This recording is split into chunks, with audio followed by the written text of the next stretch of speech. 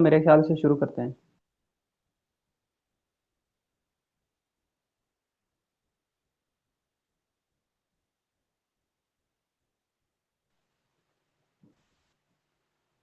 السلام علیکم، آداب خواتین و حضرات، میں آپ کا میزبان وقار احمد ہوں۔ قومی جامعہ برائے جدید لسانیات کے نملینز ڈائلاگ فورم میں خوش آمدید۔ یہ پلیٹ فارم ایک ایسا طلباء کا آزاد پلیٹ فارم ہے جہاں ہم وہ سوالات پوچھنے کی کوشش کرتے ہیں عام طور پر جن کی اجازت نہیں۔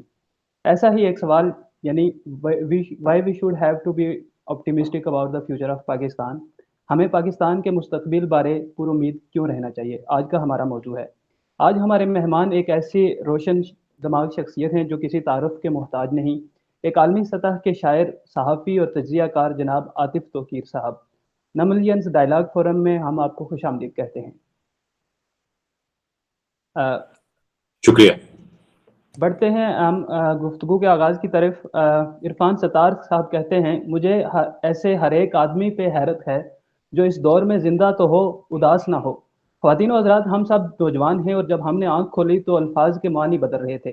روشن خیالی کسی مطلق العنان عامر کا سیاسی بیانیہ تھی، پھر اختلاف رائے قوم و ملک سے غداری تصور ہوا اور اب جمود کو حقیقی تبدیلی کا نام دیا گیا ہے۔ آج ہم شدید معاشی بحران کی زد میں ہیں، ہر ایک اپنی انتہا پہ کھڑا ہے، راوی چین ہی چین لکھ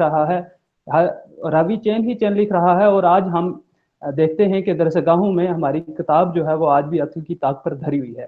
اصل حکمرانوں پہ تنقید کرنا جرم ہے، لہٰذا ان حالات میں کوئی امید بھر نہیں آتی، کوئی صورت نظر نہیں آتی، لیکن پھر بھی ممکنات کی جو امید ہے اس کو رد نہیں کیا جا سکتا۔ ایک اچھے مستقبل کے لیے ہم کیوں پر امید رہیں؟ اچھا مستقبل کیسے ممکن ہے؟ ہم عاطف توقیر صاحب کے انتہائی شکر گزار ہیں کہ وہ ہمارے ساتھ امید کی کرن پہ بات کرنے کے لیے راضی ہوئے۔ تمام خواتین و حضرات سے گزارش ہے کہ گفتگو کے دوران اپنے سوالات لکھ لیں۔ سوالات کا دورانیہ 30 سیکنڈ ہونا چاہیے۔ آپ کے کمنٹ، رائے، آپ کا موقف اور آپ ہمارے لیے انتہائی قابل احترام ہیں، مگر وقت کی قلت کے باعث ہم آپ کو ایک سوال کی اجازت دے سکتے ہیں۔ اپنے مائکس میوٹ رکھیں اور ہم اب پروگرام کا باقاعدہ آغاز کرتے ہیں۔ Over to you sir, thank you. شکریہ وقار، شکریہ نملین ڈائلاگ فورم، آپ نے موقع دیا گفتگو کا۔ سب سے پہلے آپ تمام دوستوں کو شکریہ۔ اس گفتگو کا موضوع سفاکانہ حد تک حقیقت پسندانہ بھی ہے اور ساتھ ہی ساتھ رومانوی حد تک خواب انگیز بھی۔ الفاظ اور ان کا استعمال بڑا اہم ہوتا ہے۔ ہمارے ہاں جب الفاظ کا ترجمہ کیا جاتا ہے تو کئی دفعہ خاصی روا روی کا مظاہرہ ہوتا ہے۔ آپٹیمزم اور پیسیمزم کے لیے مایوسی اور امید، یعنی پیسیمزم کو مایوسی اور آپٹیمزم کو امید کے لفظ کے ساتھ ترجمہ کیا جاتا ہے، حالانکہ مایوسی کے لیے انگریزی میں لفظ ہے ڈسپیئر۔ پیسیمزم کوئی بری چیز نہیں ہے اور آپٹیمزم کوئی بہت اچھی چیز نہیں ہے۔ پیسیمزم آپ کو سکھاتا ہے کہ آپ جو بدترین ہونے والا ہے اس کا ادراک رکھیں، اور آپٹیمزم آپ کو یہ بتاتا ہے کہ جو کوئی بہت اچھا ہونے والا ہے آپ اس کا ادراک رکھیں۔ ایک یوں سمجھیے کہ کچھ بہت اچھے کا کہ معجزے کی کھڑکی کھلی ہوئی ہے ہر وقت، یہ آپٹیمزم ہے، اور ایک کسی جہنم کا دروازہ کھل سکتا ہے، یہ پیسیمزم ہے۔ لیکن اس کا ہرگز مطلب مایوسی نہیں ہے۔ اب معاملہ یہ ہے کہ میں نے ابتدا میں کہا کہ آپ کا یہ موضوع جو آج کا موضوع ہے یہ سفاکانہ حد تک حقیقت پسندانہ اور شاعرانہ حد تک رومانوی ہے۔ وجہ یہ ہے کہ آپ جب اتنی سنجیدگی کے ساتھ اتنے مشکل موضوع کو موضوع بحث بنا لیں، اور خاص طور پر جب یہ اس ادراک کے ساتھ بات کر رہے ہوں کہ اندھیرا بہت ہے، تو یہ بے حد حقیقت پسندی ہے۔ لیکن رومانوی یوں کہ اس اندھیرے میں کم سے کم آپ نے اس بیٹھک یا اس جیسی بیٹھکوں کے ساتھ گفتگو اور مکالمت کا سلسلہ تو شروع کیا، اور یہی خوبصورت ترین بات ہے۔ میں ذاتی طور پر انتہائی مشکل حالات کو انتہائی بہتر حالات سے دور یا الگ نہیں سمجھتا، بلکہ یوں سمجھے کہ وسیع دائرے میں یہ ایک ہی ترازو کے دو پارٹ ہیں۔ تخریب اور تخلیق یہ بظاہر دو الگ الگ قوتیں ہیں، مگر وسیع معنوں میں یہ ایک ہی عمل کا حصہ ہے۔ تخریب نہیں ہوگی تو تخلیق کا کوئی راستہ نہیں نکلے گا، اور تخلیق کا کوئی راستہ نکلے گا تو ساتھ ہی تخریب کی راہ بھی ہموار ہو جائے گی۔ یہ ایک ہی ہے۔ تو آئیے ایک ایک کر کے یہ جو تمام موضوعات ہیں ان کو ہم دیکھتے ہیں۔ پہلی بات تو یہ ہے کہ مایوسی کیا ہے اور مایوس کیوں ہوں، اور امید کیا ہے اور امید کا راستہ کیا ہے۔ دیکھیے، جب بھی کوئی مشکل سے مشکل صورتحال ہو اور آپ اس مشکل صورتحال پر اجتماعی گفت و شنید کا راستہ کھول دیں تو سمجھ لیجئے کہ اب آپ اس مشکل صورتحال سے نکلنے کے راستے پر پڑ گئے ہیں۔ جب بھی کوئی بدترین صورتحال تھی انسانی تاریخ میں کسی معاشرے کی، اور وہاں گفتگو شروع ہو گئی، مکالمت شروع ہو گئی، تو اس کے بعد وہ بدترین صورتحال بدترین رہ نہیں پائی۔ یورپ کی مثال بڑی ہم سب کے سامنے ہے۔ یہاں پر مڈل ایجز کا یورپ وہ آپ کے سامنے ہے۔ یہاں پر سماج کی جو ہیرارکی تھی اس میں سب سے اوپر خدا ہوتا تھا، اس کے بعد فرشتے ہوا کرتے تھے، شیطان ہوا کرتے تھے، اس کے بعد پھر بادشاہ ہوا کرتا تھا، بادشاہ کے بعد رائلز ہوا کرتے تھے، رائلز کے بعد نوبلز ہوا کرتے تھے، اشرافیہ کے لوگ، پھر اس کے بعد کامنرز ہوا کرتے تھے، پھر اس کے بعد جانور ہوا کرتے تھے، چرند پرند ہوا کرتے تھے، قیمتی پتھر ہوا کرتے تھے۔ ایک سٹرکچر تھا، اور اس پورے سٹرکچر میں پوپ ہوتا ہی نہیں تھا۔ یعنی آپ خدا پر تو گفتگو کر سکتے تھے، شیطانوں اور فرشتوں پر گفتگو کر سکتے تھے، سینٹس پر گفتگو کر سکتے تھے، حتیٰ کہ بادشاہ پر بھی بات ہو سکتی تھی، لیکن پوپ پر بات نہیں ہو سکتی تھی۔ پوپ خدا سے بھی بڑا تھا۔ تو معاشرے میں جو اصل حکمران ہوتا ہے وہ خدا سے بھی بڑا ہوتا ہے۔ یاد رکھیے گا کہ معاشرے میں، یہاں پر ہم اس خدا کا ذکر نہیں کر رہے جس خدا نے آپ کو بنایا ہے، معاشرے میں جو خدا ہوتا ہے وہ معاشرے میں ایک کموڈٹی کی طرح استعمال ہو رہا ہوتا ہے، اور اس خدا سے بالا ہو جاتا ہے وہ جو اصل حکمران ہوتا ہے۔ اب یہ ہے کہ یا تو آپ اصل خدا کو اصل حکمران بنا لیں تو آپ کے مسائل حل ہو جائیں، لیکن اصل خدا کو اصل حکمران بنانا آسان نہیں ہے۔ اس لیے ہمیشہ ایک حکمران ہوتا ہے، اصل حکمران، اور وہ ایک خدا بنا لیتا ہے۔ معاشرے کے لوگ اس خدا کی پوجا کرتے ہیں جسے اصل حکمران نے گھڑا ہوتا ہے۔ وہ طے کرتا ہے کہ مذہب کیا ہوگا، وہ طے کرتا ہے کہ نظریہ کیا ہوگا، وہ طے کرتا ہے کہ اچھا اور برا کیا ہوگا۔ اچھائی اور برائی یہ ریلیٹو ٹرمز ہیں، ان کا استعمال ریلیٹو طریقوں سے ہی ہوتا ہے۔ تو سب سے پہلے دیکھنا پڑے گا کہ مایوسی کیا ہے۔ مایوسی یہ ہے صاحب کہ 72 سال 73 سال گزرنے کے باوجود ہم جمہوریت کے راستے پر ہیں ابھی تک، لیکن جمہوریت کی منزل تک نہیں پہنچ پائے۔ ہمارے ادارے دھیرے دھیرے کمزور ہوئے ہیں اور ہوتے چلے جا رہے ہیں۔ ہمارے ہاں سیاسی جماعتیں وہ مضبوط نہیں ہو پائی ہیں بدقسمتی سے۔ تو یہ بہت سارے ایسے مسائل ہیں جن کی وجہ سے جو مجموعی سیاسی سٹرکچر ہے اس پر یقیناً حرف آیا ہے۔ اور یاد رکھیے گا کہ اگر سیاسی جماعتیں مضبوط نہ ہوں اور سیاسی سٹرکچر مضبوط نہ ہو تو جمہوری معاشرے میں سیاسی سٹرکچر کی عدم موجودگی خلا پیدا کر دیتی ہے۔ مصیبت یہ ہے کہ ہمارے ہاں یہ خلا بھی مصنوعی ہے، یہ خلا بھی جان بوجھ کے رکھا گیا، یعنی سیاسی جماعتوں کو مضبوط ہونے سے روکا گیا ہے۔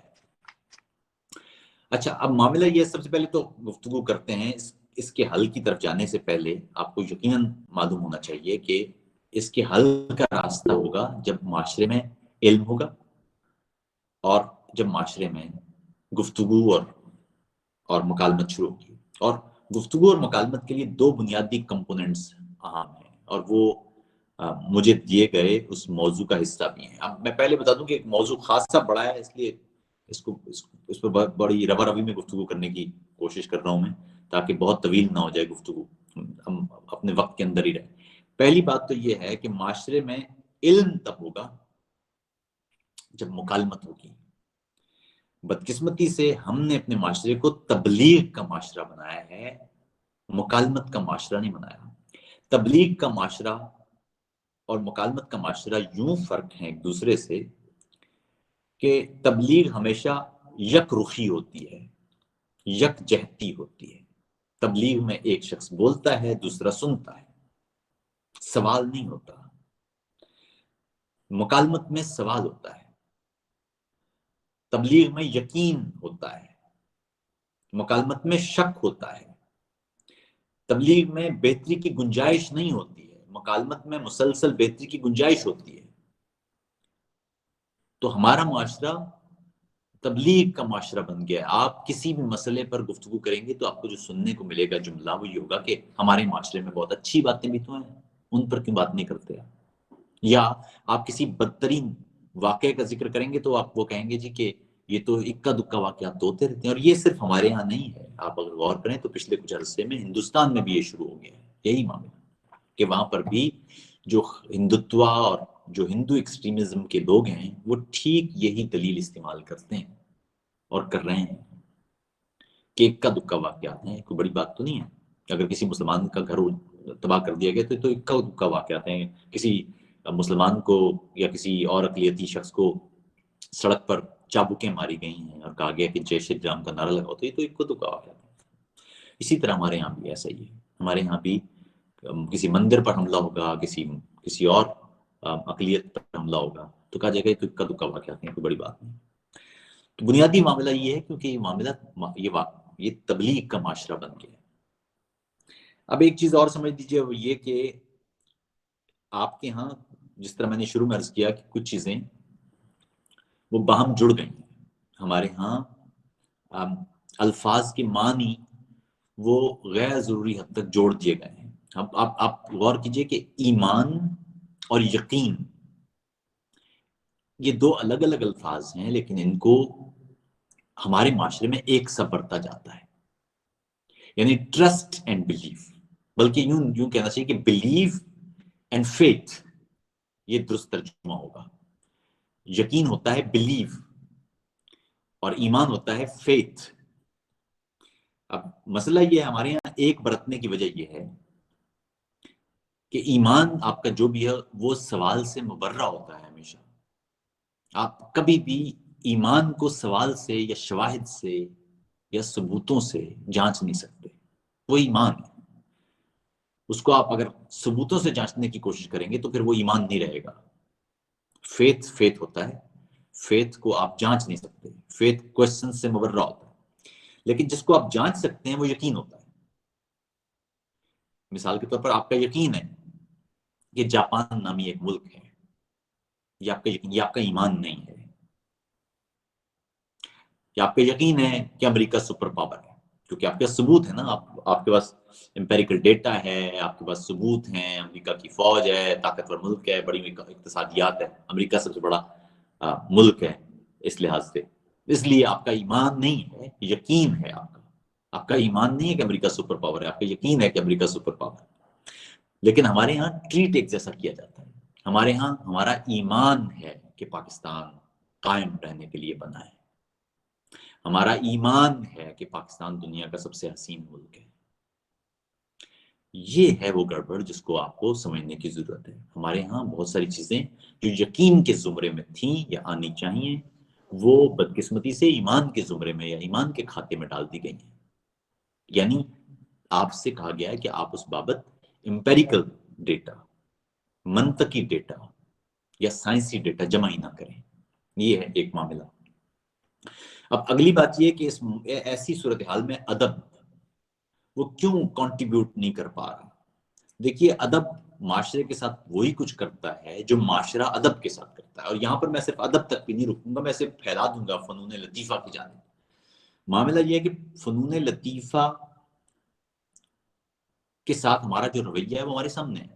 ایک اور چیز بھی بڑی اہم ہے اور وہ مجھے انتہائی اچھا لگا یہ اس پر گفتگو کرنے کا موقع ملنے پر، وہ یہ کہ کسی بھی جگہ پر کوئی بھی نظریہ آئے، وہ کمیونزم کا نظریہ تھا کہ وہ مسیحیت کا نظریہ تھا یا وہ یہودیت کا نظریہ تھا یا وہ اسلام تھا یا وہ حتیٰ کہ لادینیت کا نظریہ ہو، کوئی بھی نظریہ ہو، اس نظریے کے سامنے ایک طاقت کھڑی ہو جاتی ہے. ہمیشہ ہر نظریہ انسانی تاریخ میں ہمیشہ ایسے ہوا ہے. جب بھی کوئی نظریہ آیا ہے، جب بھی کوئی فیتھ آیا ہے، اس فیتھ کے سامنے ایک دیوار کھڑی رہی ہے اور وہ دیوار ہے آرٹ کی. ہر نظریے کے سامنے جو اس نظریے کو زیادہ انسانی رنگ دیتی ہے، سفاکیت سے دور کرتی ہے، وہ ہے آرٹ. یورپ میں مڈل ایجز تک ایک لڑائی چلتی رہی ہے آرٹ کی اور مذہبیت کی. مذہب اور فنون لطیفہ لڑتے رہے ہیں، لیکن لگتا یوں ہے کہ جیسے یورپ میں فنون لطیفہ نظریات پر یا نظریے پر حاوی ہو گیا کسی طرح سے، اور اس کے نتیجے میں جیسے ہی ایسا ہوا تو آپ نے صرف فنون لطیفہ میں بڑے بڑے شاہکار نہیں دیکھے پھر یہاں پر، یعنی صرف پھر آپ کو مائیکل اینجلو اور پکاسو نظر نہیں آئے، بلکہ دوسرے شعبوں میں فلسفے اور سائنس میں بھی غیر معمولی چیزیں دیکھنے کو ملی. اسی طرح ہندوستان کی مثال آپ کے سامنے. ہندوستان میں ایک طویل عرصے تک مذہب اور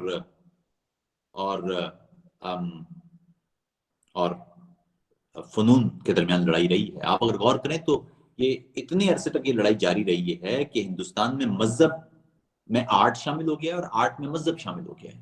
اب آپ ہندوستان میں مذہب کو دیکھیں، ہندو مذہب کو، تو وہاں آپ کو مذہب میں آرٹ نظر آئے گا، اور آرٹ ان کا کوئی بھی دیکھ لیں اس میں مذہب کا رنگ بڑا واضح ہے.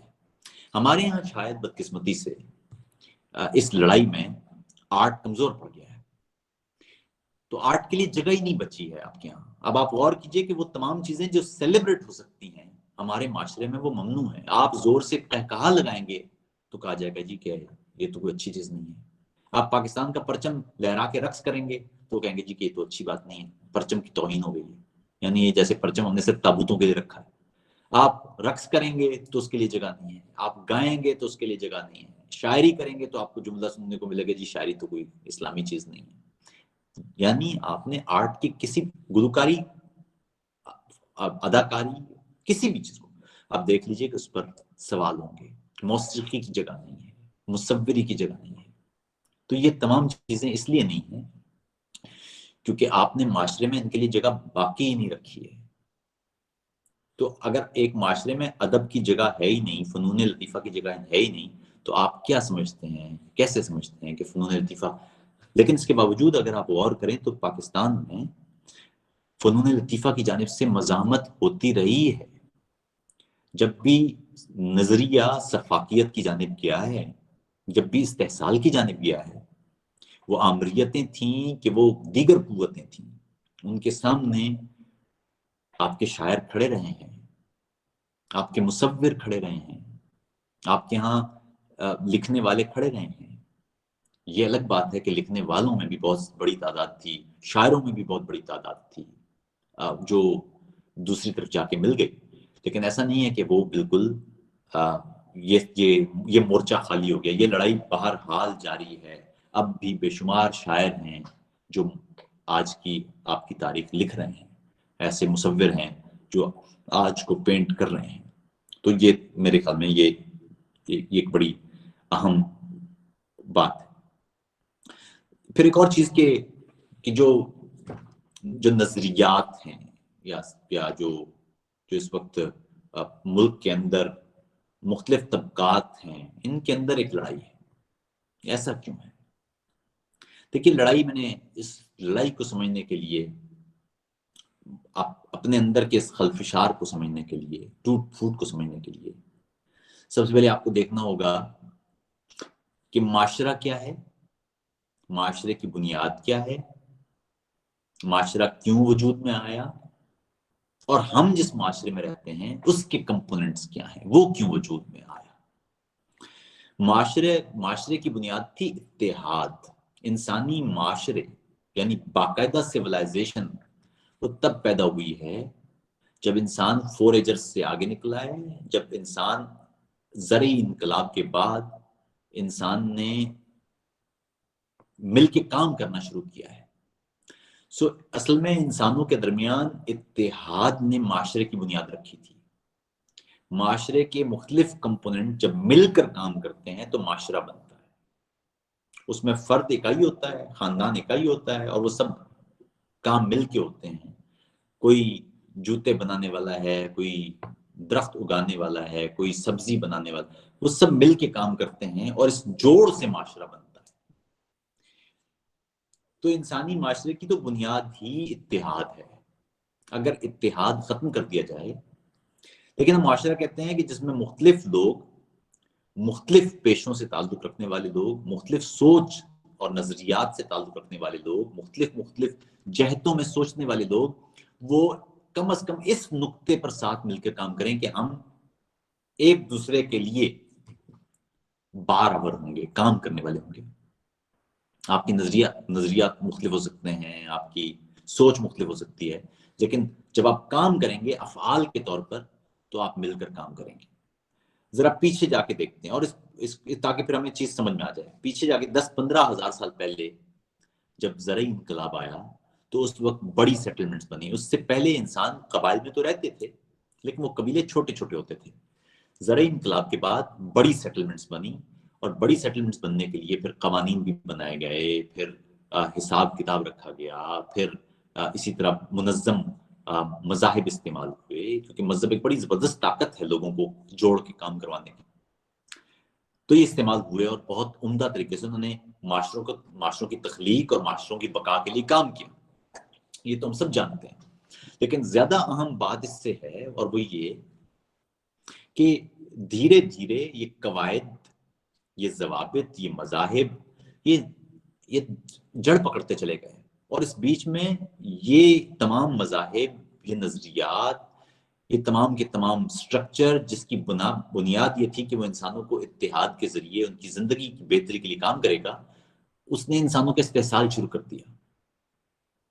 اور وہ اس حد تک کہ آپ یہ دیکھیے کہ یہ تمام چیزیں جو قبائل میں ہم چھوٹے چھوٹے گروہ میں رہتے تھے، ہماری ضروریات کم تھیں، ظاہر ہے ہمارا معیار زندگی مختلف تھا، ہماری چیزیں، ہمارے افعال ایک دوسرے سے جڑے ہوئے تھے، تمام کے تمام اس قبیلے میں لوگ کسی نہ کسی حد تک ان کا آپس میں ایک تعلق ہوتا تھا، خونی رشتہ ہو سکتا تھا وہ تعلق، اس طرح سے وہ قبائل ہوتے تھے۔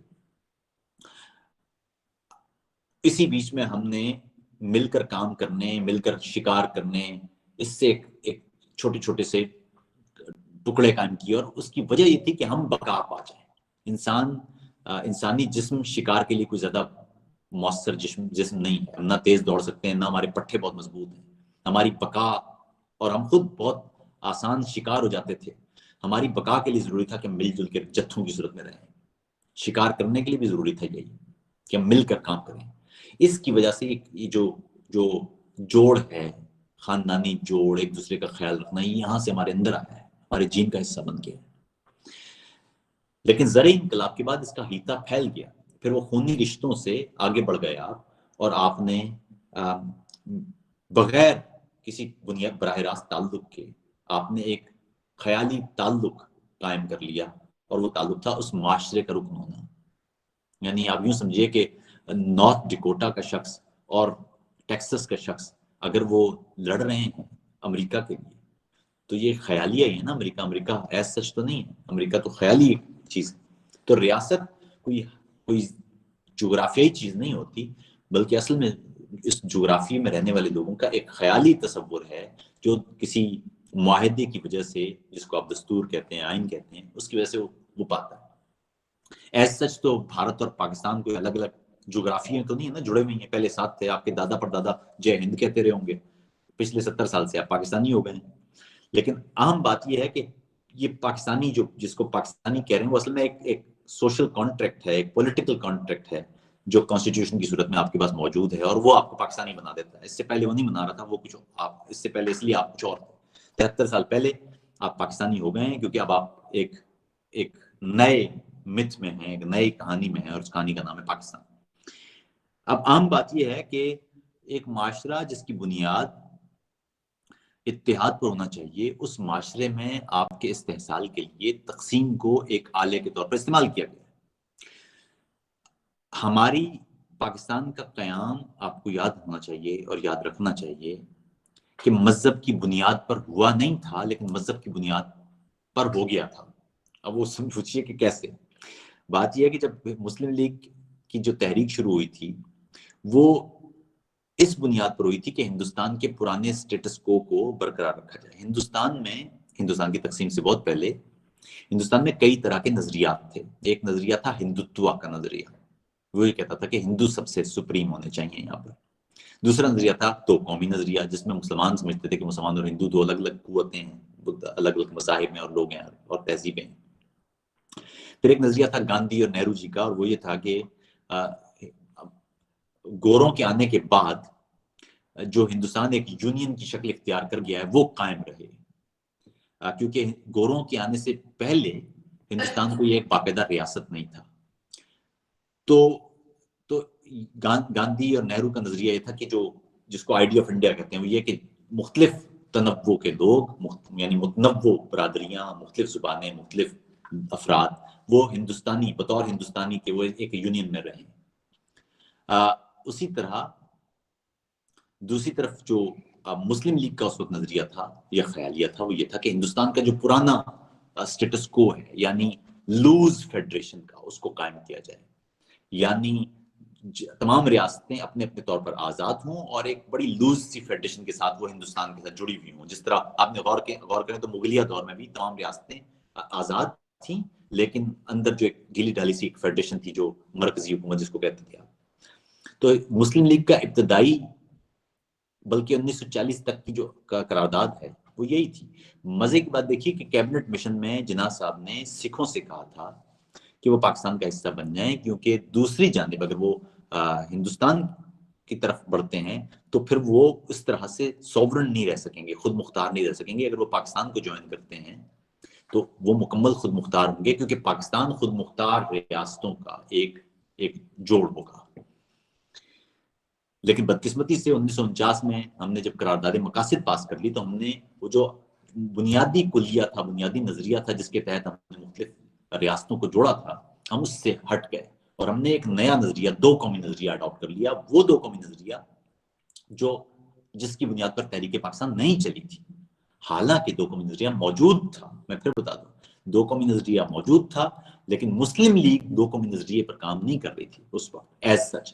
لیکن چونکہ یہ پاپولر نظریہ تھا اس لیے کہیں کہیں اس کو استعمال ہوتا بھی رہا ہے. ایسا نہیں کہ مسلم لیگ نے مکمل استعمال نہیں کیا اس کو، مسلم لیگ استعمال کرتی رہی تھی، لیکن پولیٹیکلی ایکٹیولی وہ جو چیز پریزنٹ کرتی رہی ہے وہ یہ تھی کہ آزاد ریاستیں ہوں. اور یہی وجہ ہے کہ سندھ اسمبلی میں جی ایم سید نے قرارداد پاس کی تھی پاکستان کے حق میں، پہلی قرارداد جو کسی بھی مسلم میجورٹی اسمبلی سے پاس کی گئی تھی.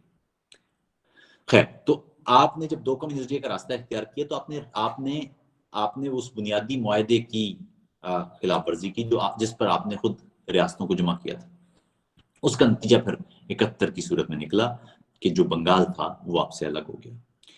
لیکن مصیبت یہ ہے کہ ہمارے ہاں تقسیم کے باوجود جو آپ کا بالا طبقہ ہے، جو اصل حکمران طبقہ ہے، اس کی بقا اسی میں ہے کہ وہ مزید تقسیم جاری رکھے، کیونکہ اگر تقسیم نہیں ہوگی تو اس کی حکومت قائم نہیں رہ سکتی. اور اسی لیے آپ اگر غور کیجئے تو آپ دیکھیں گے کہ تقسیم نہ صرف ہمارا قیام مذہب کی تقسیم کی بنیاد پر ہوا تھا، لیکن اس کے بعد پھر مذہب کے اندر کئی مذاہب بنتے چلے گئے، کئی مسالک کی تقسیم جاری رہی. اسی طرح ہم ہندو اور مسلم کے طور پر ہمیں کہا گیا کہ آپ الگ ہوئے، لیکن اس کے بعد پھر مزید جو چھوٹی چھوٹی اکائیاں تھیں وہ اس معاہدے کی وجہ سے، جس معاہدے کی تحت تحریک پاکستان چلی تھی، اس کی بنیاد پر پاکستان سے اختلاف شروع ہو گئے.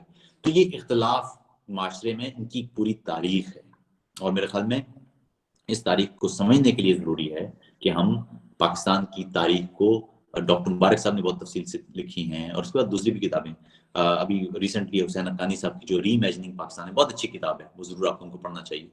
تو آپ دیکھیں کہ آپ کو پتہ چلے گا کہ کہاں کہاں گڑبڑیں ہوئی ہیں اور کیوں ہوئی ہیں. اس کے علاوہ بھی آپ جانتے ہیں کہ پاکستان میں جو کتابیں آئی ہیں ان میں فاطمہ جناح کی کتاب بھی، فاطمہ جناح کی زندگی شاید انہوں نے دیا گیا مائی بردر، اس میں انہوں نے تفصیل سے لکھا کہ کیا ہوا، اور وہ بھی جو کتاب بعد میں آئی بھی ہے وہ بھی ایڈیٹڈ حالت میں آئی ہے. اسی طرح مختلف جو رپورٹس ہیں وہ دیکھنے کی ضرورت ہے. حمود الرحمان کمیشن رپورٹ اب تک وہ مکمل حالت میں نہیں شائع ہوئی ہے، لیکن جتنی ہے اسے پڑھیے تو آپ کو پتہ چلے گا کہ کیا برے حالات ہیں. پھر آخر میں ہم ایک اور چیز دیکھتے ہیں، اور وہ یہ ہے کہ اس موقع پر صحافت کا کیا کردار ہونا چاہیے. اب دیکھیے، پہلی بات تو یہ ہے، لفظ جو میڈیا ہے یہ میڈیم کی جمع ہے. یہ انتہائی اہم ہے اس کو سمجھنا. میڈیم کا مطلب ہوتا ہے واسطہ یا ذریعہ. اسی لیے میڈیم اگر جانبدار ہو جائے تو واسطہ نہیں رہتا. میڈیم کو ہمیشہ نیوٹرل نہ صحیح لیکن آبجیکٹو ہونا چاہیے. نیوٹرل تو خیر کوئی چیز نہیں ہو سکتی، لیکن آبجیکٹو ضرور ہونا چاہیے. اس کا بنیادی کام ایک مقصد کے تحت ہونا چاہیے، اور وہ مقصد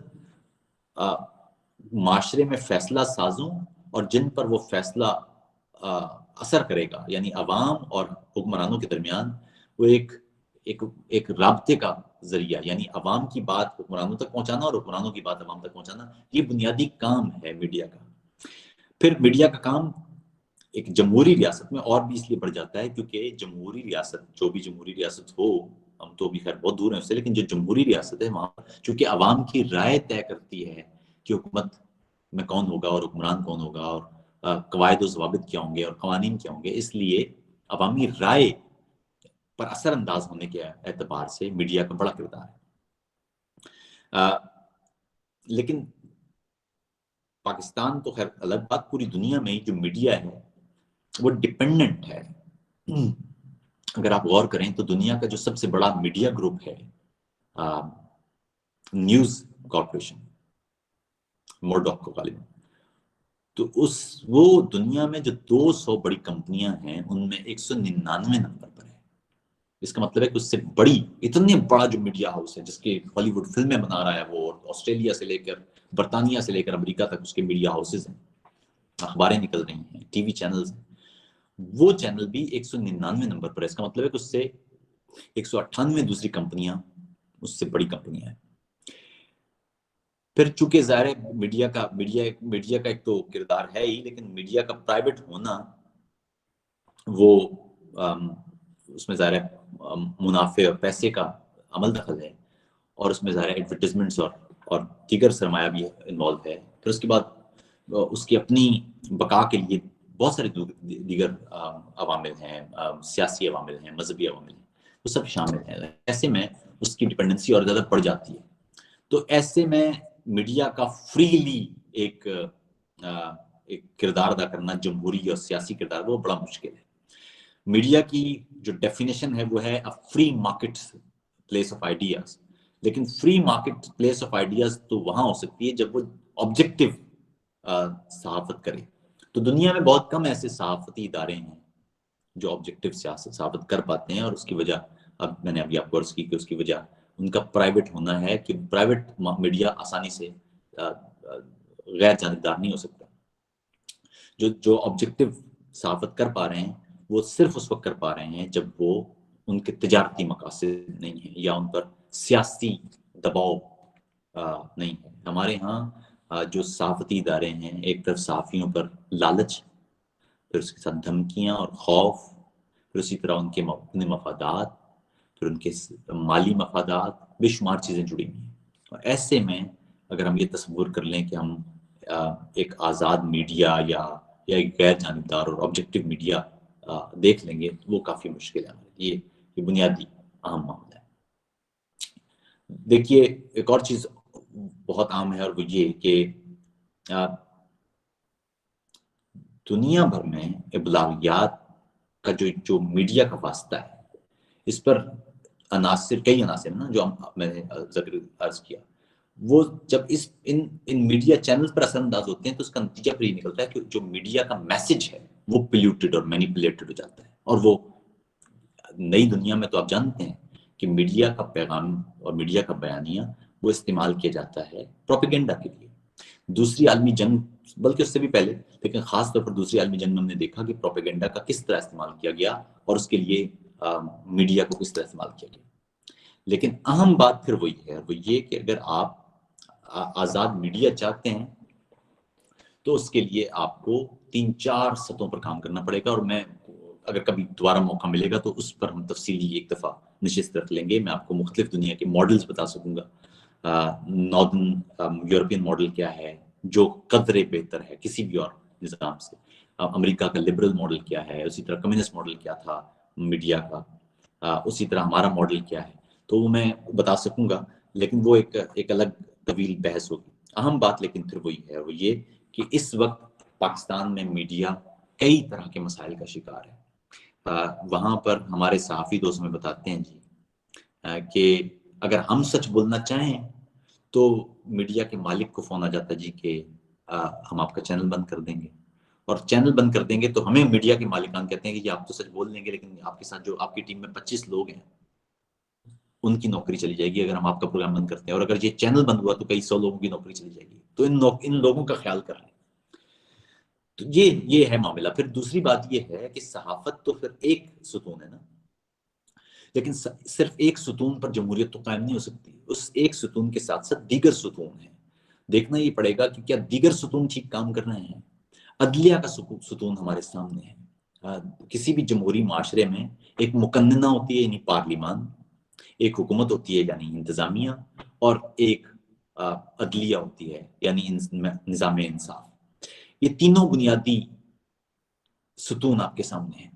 عدلیہ کے جج ٹی وی پر آ کے بتاتے ہیں کہ انہوں نے کس انداز سے فیصلے کیے ہیں اور وہ کس انداز سے کن حالات میں فیصلے کر رہے ہیں، کس طرح سے فیصلوں کو مینیپولیٹ کیا جاتا ہے، کس طرح سے فیصلوں کو سیاسی انداز سے موڑا جاتا ہے. ایک سادہ سا سوال میں اکثر سوچتا ہوں. ایک طرف آپ نے جملہ سنا ہے، ہم عجیب معاشرہ ہیں، ایک طرف ہم نے سنا ہے کہ ہماری عدالتیں بہت کمزور ہیں، اتنی کمزور ہیں کہ ایک وڈیرے کو بھی سزا نہیں دے سکتے ہیں. لیکن دوسری طرف وہی عدالتیں اتنی مضبوط ہیں کہ وزیر اعظم کو بھی سزا دے سکتی ہیں. تو اس سے اندازہ لگا لیجئے کہ عدالتوں کو کس طرح سے استعمال کیا جاتا ہے. پھر آپ کے سامنے پارلیمان ہے. پارلیمان پاکستان کی دستوری طور پر سب سے بالا ادارہ ہونا چاہیے، لیکن پاکستان میں پارلیمان کی حالت کیا ہے اور حالات کیا ہیں یہ ہم سب بہت اچھی طرح سے جانتے ہیں. ابھی سینٹ کے انتخابات میں پارلیمان کے اسپیکر کو پتہ ہی تھا اور وہاں پر مائکرو فونز اور کیمرے لگے ہوئے تھے. تو ہمارے سامنے ہے یہ صورتحال. پھر ہم نے دیکھا ہے سینٹ کے انتخابات میں کس طرح سے جو دباؤ کے تحت، لالچ کے تحت ویڈیوز دکھا کے جانے کون کون سے طریقوں سے وہ مینیپولیٹ کیے گئے ہیں.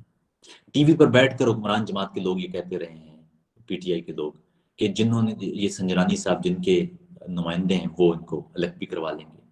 پھر جمہوری جماعتوں کی، سیاسی جماعتوں کی کمزوریوں کا عالم یہ دیکھیے کہ نون لیگ جو ایک طرف اس وقت ووٹ کو عزت دو اور اس انداز کے بیانیے پر قائم ہے، اس نے سنجرانی کے ووٹ جو اس میں سنجرانی کے ووٹ کہہ رہا ہوں ایکسٹینشن کا جو معاملہ تھا اس میں ووٹ دے دیا. اور سنجرانی کے معاملے میں بھی کئی لوگ اس جماعت کے ٹوٹ گئے اور انہوں نے ووٹ دیا اور ان کے خلاف کیا کارروائی ہوئی آپ کے سامنے کچھ نہیں ہوا.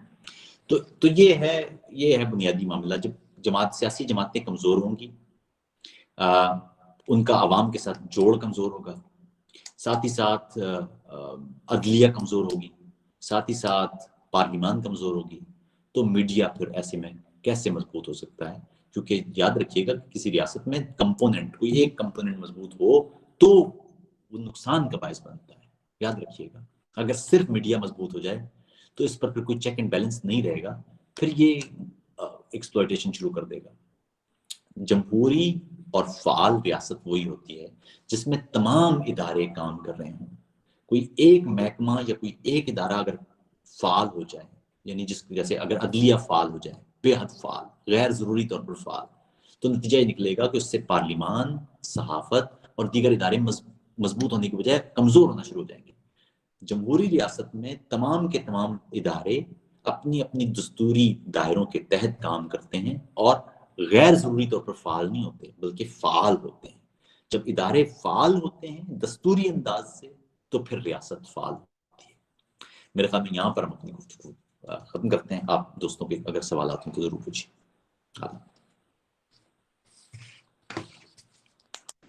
کائنڈلی اپنے مائکس آف رکھیں اور چیٹ باکس میں اپنے نام لکھتے رہیں تاکہ ہم اس کے ایک لسٹ کے مطابق چل سکیں. تو ہمارے پاس جو پہلے سے نام موجود ہیں ہم ان کو الاؤ کرتے ہیں سوال کے لیے. سب سے پہلے اسامہ اقبال خواجہ آپ اپنا سوال پوچھ سکتے ہیں. جو کچھ ابھی ہو رہا ہے. السلام علیکم عاطف بھائی. سوال میرے آپ نے چونکہ گفتگو میں اپنی یہ تذکرہ کیا ہے, پہلے تو آپ نے تھوڑا سا پاکستان کی تاریخ کے حوالے سے بات کی ہے, مختصراً آپ نے ٹائم لائن کیبنٹ مشن اور آگے دو قومی نظریے کی اور پھر پاکستان جس بنیاد پہ بنا. دو سوال ہیں میرے. ایک یہ ہے کہ آپ یہ بتائیے کہ یہ دو قومی نظریے کی بنیاد پر تو یہ ملک بنا, مذہب کی بنیاد پر, اس کو اگر ہم تھوڑا سا مزید اسپیسیفائی کر دیں. ابھی آپ یہ بتائیں کہ کیا اس وقت یہ جو ملک کی موجودہ حالت ہے, کیا آپ یہ سمجھتے ہیں کہ یہ ملک مذہب کی بنیاد پر قائم ہے یا ریاست؟ دوسرا, مذہب کی بنیاد پہ دنیا میں چند ایک ممالک ہی ہیں جو کہ قائم ہیں, وگرنہ ملتوں مطلب اقوام کی بنیاد پہ, جغرافیائی حدود کی بنیاد پہ قائم ہے. تو آپ کو یہ لگتا ہے کہ یہ ملک اگر مذہب کی بنیاد پہ قائم ہے تو یہ قائم رہ سکتا ہے اس بنیاد کے اوپر؟ اور دوسرا سوال یہ ہے, پہلا سوال دو مذہب کے حوالے سے, ریاست اور مذہب کے حوالے سے, اور دوسرا سوال یہ ہے کہ چونکہ یہ گفتگو ہماری ہو رہی ہے کہ اس ملک کے اندر مسائل کا حل کس قسم کا ممکن ہے, تو یہ بتائیے کہ آپ نے چونکہ سیاسی نظام کی, پارلیمان کی بات کی, سینٹ کے الیکشنز تک کی آپ نے بات کی, یہ بتائیے گا کہ آپ کو موجودہ جو نظام ہے, سیاسی نظام ہے, اس کے اندر, اس موجودہ نظام کے اندر کیا آپ کو اس معاشرے کے, اس ملک کے مسائل کا حل نظر آتا ہے, یا پھر موجودہ جو سسٹم ہے یہ فیل ہو چکا ہے اور اس کے لیے کیا پھر سے ہمیں ایک وہی جدوجہد کرنی پڑے گی جیسی ہم نے شاید 47 سے پہلے کی تھی, یا پھر جو باقی دنیا کے ممالک میں ہوئے جہاں کچھ بڑی تبدیلیاں آئی ہیں؟ تو یہ دو سوال ہیں میرے. اچھا, آپ کا پہلا سوال تو یہ کہ مذہب کی بنیاد پر ملک قائم ہوا ہے تو کیا قائم بھی رہ سکتا ہے. دیکھیے, مذہب کی بنیاد پر اگر قائم ہوتا تو یقیناً قائم رہ سکتا تھا. پرابلم یہ ہے کہ مذہب کی بنیاد پر بھی قائم نہیں ہوا, پاکستان ابہام پر قائم ہوا ہے. ایک یہ جو مذہب کا ایلیمنٹ ہے یہ تو 1949 کی قرارداد مقاصد کے بعد آیا ہے. اس سے پہلے تو مذہب کا ایلیمنٹ اس طرح سے حاوی نہیں تھا. گو کہ مذہبی بیانیے استعمال کیے گئے تھے, لیکن سیاسی طور پر جو جدوجہد تھی وہ مذہب کی بنیاد پر نہیں تھی. جیسا کہ میں نے عرض کیا, کیبنٹ مشن تک آپ دیکھتے ہیں کہ وہ بنیاد تھی سیاسی طور پر آٹونومس ریجنز کی. تو اس لیے جو ابہام کی بنیاد پر ملک قائم ہوتا ہے, آپ خود سوچنا, آپ ایک بطور طالب علم آپ خود سوچ سکتے ہیں کہ ایک ملک قائم ہونے کے 2 سال بعد مقاصد طے ہوئے ہیں اس کے, آبجیکٹو ریزولوشن 1949 میں آئی ہے نا. تو ایک ایسا ملک جو قائم پہلے ہو گیا ہے اور اس کا مقصد بعد میں طے ہوا ہے, اس سے یہ اندازہ لگا لیجئے کہ کچھ گڑبڑ ہے. تو پاکستان کا قیام جس بنیاد پر ہوا تھا وہ کچھ اور تھی, اور پھر قرارداد مقاصد کے ذریعے آپ نے وہ راستہ تبدیل کیا, آپ نے تقسیم کا راستہ اختیار کیا. تقسیم کے راستے کا مسئلہ یہ ہے کہ اس میں آسانی سے آپ اس کو روک نہیں سکتے. ایک چیز جو آپ نے بنائی ہی تقسیم کی بنیاد پر رہی ہے تو اس کو روکنا آسان نہیں ہوگا. پاکستان قائم رہے گا یا نہیں قائم رہے گا یہ اس بات پر اس کا دار و مدار ہے کہ وہ گلو جو کسی حد تک اس فیڈریشن کو قائم رکھے ہوئے ہے, کیا وہ گلو قائم رہتا ہے یا نہیں رہتا. پاکستان اس وقت, آپ کو معلوم ہونا چاہیے, پاکستان اس وقت مذہب کی بنیاد پر, مذہب ایک گلو کے طور پر تو ہے لیکن مذہب کی بنیاد پر نہیں جڑا ہوا. پاکستان کے اس وقت جو بنیاد ہے وہ ایک تو کانسٹیٹیوشن ہے آپ کا, دوسرا آپ کا پاکستانیت والا معاملہ ہے, اور اس پاکستانیت والے معاملے میں آپ نے مذہب کا ایک ایلیمنٹ رکھا ہوا ہے. یعنی مذہب ایک گلو ہے لیکن مذہب ہی واحد گلو نہیں ہے. تو اس لیے یہ طے ہوگا, پاکستان اگر قائم رہتا ہے تو یہ دیکھنا ہوگا کہ وہ گلو کب تک قائم رہتا ہے, پاکستانیت کا گلو, پارلیمان کا گلو, اور اسی طرح دستور کا گلو. لیکن یہ بات طے ہے کہ وہ گلو مسلسل کمزور ہوا ہے. مذہب کا نیریٹو بھی کمزور ہوا ہے, پاکستانیت کا نیریٹو بھی کمزور ہوا ہے, اور پارلیمان اور دستور کا نیریٹو بھی کمزور ہوا ہے. اب اگلا سوال آپ کا یہ ہے کہ موجودہ نظام کے اندر رہ کر حل ہے یا فیل ہو جائے گا. دیکھیے بات یہ کہ موجودہ نظام کسے کہہ رہے ہیں ہم. اگر ہم پارلیمانی نظام کو کہہ رہے ہیں تو سوال یہ ہوگا کہ کیا ہم نے پارلیمانی نظام پریکٹس بھی کیا ہے. ہم ایک ایسے نظام کو کیسے بلیم کر سکتے ہیں جس نظام کو ہم نے ابھی تک ٹھیک سے رائج ہی نہیں کیا. مسئلہ یہ ہے کہ اس نظام کے فیل ہونے کا تو تب کہہ سکیں گے آپ جب یہ نظام چلے گا. تو یہ نظام تو چل ہی نہیں رہا. اس وقت پاکستان میں عملی طور پر کوئی نظام نہیں ہے. آپ دنیا کا واحد ملک ہیں جہاں پر کہا جاتا ہے کہ دستور کی کوئی ضرورت نہیں ہوتی. دستور عام نہیں ہوتا، ریاست عام ہوتی ہے. ارے تو ریاست تو بنی ہے دستور سے. آپ کے یہاں کہا جاتا ہے جی عدلیہ ہماری وہ سرعام کہا جاتا ہے کہ وہ کرپٹ ہے. آپ کے یہاں کہا جاتا ہے پارلیمان پر لعنت ہے. آپ کے یہاں کہا جاتا ہے یہ میڈیا بکا ہوا ہے. تو جب معاشرے کے تمام ہی شعبے ان کے بارے میں آپ کی رائے یہ ہے تو آپ خود اندازہ لگا لیجئے کہ فعال ریاست تو نہیں ہے. آپ ایک اس وقت ناکارہ ریاست کے طور پر چل رہے ہیں جس میں کوئی ادارہ کھڑا نہیں ہو پا رہا ہے. اور صرف یہ تو میں نے بڑے ستونوں کی بات کی. نیچے ریلوے کی بات کر لیں، ڈاک کی بات کر لیں، پی آئی اے کی بات کر لیں، اسٹیل مل کی بات کر لیں، نیچے اور دیگر شعبوں میں چلے جائیں، آپ کو ہر شعبے میں نظر آئے گا کہ وہ فعال انداز سے کام نہیں کر پا رہا ہے. تو بنیادی طور پر یہ ناکارہ ہے سسٹم. لیکن فیل اس لیے نہیں ہے کیونکہ فیل آپ پریکٹس کریں گے تو پھر یہ طے ہوگا کہ یہ فیل ہوا ہے نہیں ہوا. جہاں تک تعلق ہے آپ کا اسٹرگل کا، تو اسٹرگل آپ کو پہلے یہ کرنی ہوگی کہ یہ نظام کیا ہم جس نظام میں ہیں کیا یہ نظام چل کیوں نہیں پا رہا. تو پہلے آپ کو اسٹرگل کر کے یہ نظام چلانا پڑے گا. یعنی پاکستان میں پارلیمانی نظام چلے. اگر یہ نہیں چل پائے گا تو پھر آپ یہ طے کریں گے نا کہ یہ نظام فیل ہو گیا، اب ہمیں کسی نئے نظام کی ضرورت ہے. لیکن سب سے پہلے تو آپ کو اسٹرگل کر کے غالباً 1947 والی اسٹرگل کر کے آپ کو یہ کرنا پڑے گا کہ اس ملک میں دستور بالادست ہو. اس ملک کو دستور کے تحت چلایا جائے. اس ملک میں تمام ادارے دستور کے نیچے کام کریں.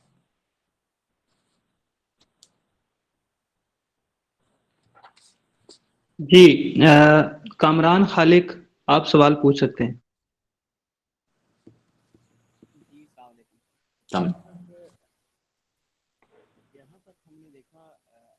کامران آپ کی آواز خاصی کم آ رہی ہے.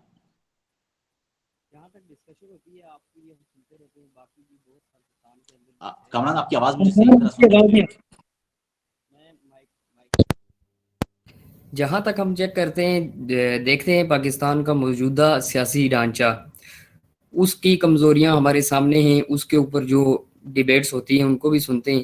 بٹ آنے والا وقت جو موجودہ نظام کو بالادست کرے گا، اس کے حوالے سے آپ پاکستان کو کس صورتحال میں دیکھ رہے ہیں آنے والے وقت کے اندر، اور اس کی بالادستی کیسے ممکن ہے، اس کے حوالے سے آپ تھوڑا گائیڈ کریں ہمیں. اور اس کے ساتھ ساتھ مسئلہ کشمیر جو کہ پاکستان اور ہندوستان کے اندر آئینی بالادستی کے ساتھ ساتھ ایک اہم جز بن چکا ہے، اس کے حوالے سے آپ روشنی رکھیے، تھوڑی ہمیں گائیڈ کیجیے. اچھا، پہلی بات تو یہ ہے کہ ایک چیز پر امید بھی ہے، اور وہ یہ ہے کہ regardless of the political party, پہلی دفعہ پاکستان میں پنجاب میں غیر معمولی طور پر جو کانسٹیٹیوشنل سپریمیسی کا ایک نیریٹو وہ پیدا ہوا ہے. اس سے پہلے یہ نیریٹو دوسرے صوبوں میں ہوتا تھا، پنجاب میں یہ موجود ہی نہیں تھا. پنجاب میں ابھی بھی کانسٹیٹیوشنل سپریمیسی کی بجائے مہنگائی یا دیگر چیزیں ہیں. لیکن چونکہ اب لوگ پہلی دفعہ پنجاب میں یہ ذکر کر رہے ہیں کہ مہنگائی کی وجہ یہ ہے کہ کانسٹیٹیوشنل سپریمیسی نہیں ہے، تو اس لیے پہلی دفعہ پنجاب میں یہ گفتگو شروع ہوئی ہے. میں آپ کو ایک اور چھوٹی سی تیز رفتاری سے دیکھیں، پاکستان میں ہمیشہ سے جو اقتدار کی تکون ہے اس کو سمجھنا ہوگا آپ کو. ایک کونے پر جنرلز ہیں، ایک کونے پر جنرلز کی پارٹی ہوتی ہے، اور ایک کونے پر ملک دشمن عناصر ہوتے ہیں. یہ بس سادہ سا طریقہ ہے. اور یہ جو جنرلز کی پارٹی ہوتی ہے یہ بھی بدلتی رہتی ہے. بھٹو صاحب ایک وقت تھا کہ بھٹو صاحب ایوب خان کے ساتھ تھے اور ان کے سامنے مجیب الرحمان کھڑا تھا، لیکن بعد میں پھر جب بھٹو صاحب کھڑے ہوئے پیروں پر تو ان کو اٹھا کے وہ ملک دشمن عناصر والی پارٹی میں رکھ دیا گیا. اسی طرح نواز شریف وہ جنرلز کی پارٹی میں تھے ایک وقت، 9 ستارے جب چل رہے تھے، لیکن پھر جب نواز شریف اپنے جب بھی کوئی بھی پولیٹیکل لیڈر بھائی عمران خان جنرل کی پارٹی میں نا 20 سال بعد اگر یہ 20 سال تک یہ سیاسی واقعی چلتے ہیں سیاست کرتے ہیں تو یہ بھی ٹھیک راستے پر آ جائیں گے. آپ خود بخود جمہوریت خود بہت چیزوں کو فکس کر رہی ہوتی ہے. ظاہر گالیاں پڑتی ہیں آپ کو بھائی, آپ اس وقت جنرل کی خدمت کر رہے ہوں تو آپ کو نظر آئے گا نا کہ آپ گالیاں پڑ رہی ہیں ہر روز عوام سے, تو آپ خود بخود ایک دن آئے گا آپ کہیں گے یار کہ گالیاں مجھے پڑ رہی ہیں تو بھائی اقتدار بھی مجھے حوالے کرو. اور وہاں پر ہی میرے خیال میں آپ وہ لمحہ ہوتا ہے جب آپ جنرل کی پارٹی سے اٹھ کے غیر ملکی ایجنٹس اور وطن دشمن عناصر کی جگہ پر چلے جاتے ہیں. لیکن یہ وطن دشمن عناصر ہیں, یہ باچا خان تھے, یہ مقبول بٹ تھے, یہ جی ایم سید تھے, یہ فاطمہ جنات تھیں, یہ مجیب الرحمان تھے, یہ اکبر بگٹی تھے, لیکن یہ سارے غیر پنجابی تھے. پہلی دفعہ جو مودی کا یار ہے غدار ہے وہ پنجابی ہے, تو اس لیے پہلی دفعہ پنجاب میں یہ ڈیبیٹ شروع ہو گئی ہے. اور یہ ہے میرے خیال میں پازیٹیو بات کہ پاکستان میں کم سے کم کانسٹیٹیوشنل سپریمیسی کی بات پنجاب میں شروع ہوئی. اب آپ کہہ رہے ہیں کشمیر کا مسئلہ, دیکھیے کشمیر کا مسئلہ کوئی نہیں ہے, دکان ہے. کشمیر ایک دکان ہے جو دونوں ملکوں کو بڑا سرو کر رہی ہے, دونوں ملکوں کی ایک خاص کلاس کو. وہ جب تک دکان چل رہی ہے تو کوئی ضرورت نہیں ہے اس کو حل کرنے کی, ورنہ کشمیر کا مسئلہ کوئی مسئلہ نہیں تھا, حل ہو سکتا تھا. اور مزے کی بات یہ ہے کہ جب بھی پاکستان میں یا ہندوستان میں کوئی بھی اس مسئلے کو حل کرنے کے لیے آگے بڑھے گا کسی بھی طرح سے, وہ حل ٹھیک ہو یا نہ, اس پر کوشچن ہو سکتے ہیں, کوئی بھی اگر اس معاملے کو حل کرنے کی یا پاکستان اور ہندوستان کے درمیان اس ایشو کو ریزالو کرنے کی کوشش کرے گا, وہ نہیں رہے گا. وہ ادھر بھی نہیں رہے گا, وہ ادھر بھی نہیں رہے گا. وہ کوئی بھی ہو, وہ فوجی ہی کیوں نہ ہو, اگر اس نے کوشش کی کہ یہ مسئلہ قائم نہ رہے تو قائم نہیں رہے گا, وہ خود قائم نہیں رہے گا. مسئلہ کشمیر, پرابلم یہ ہے کشمیر جب تک پاکستان اور ہندوستان کے درمیان اس کو بنایا جاتا ہے جغرافیے کا مسئلہ, جس روز پاکستان اور ہندوستان کے درمیان یہ کشمیریوں کا مسئلہ بن گیا, جب پاکستان اور ہندوستان کی میڈیا پر کشمیر کے مسئلے کی بجائے کشمیریوں کا مسئلہ ڈسکس ہونے لگ گیا, یہ سالو ہو جائے گا. Okay sir, thank you. Muhammad Usama Yusuf. جی عاطف بھائی, میرے 2-3 سوال تھے. اول تو یہ کہ آپ نے فنون لطیفہ پہ گفتگو کی آغاز میں, تو بنیادی طور پہ جو بات ہے کہ برے زمانے میں, جو بہت ہی برا زمانہ تھا جس کو کانسٹیٹیوشن کولونیل ایرا کہہ لیں ہندوستان میں, اس میں بھی غالب اور ربندر ناتھ ٹیگور وغیرہ پیدا ہوتے رہے, تو پاکستان بھی آغاز میں فیض اور استاد دامن جیسے لوگ آئے.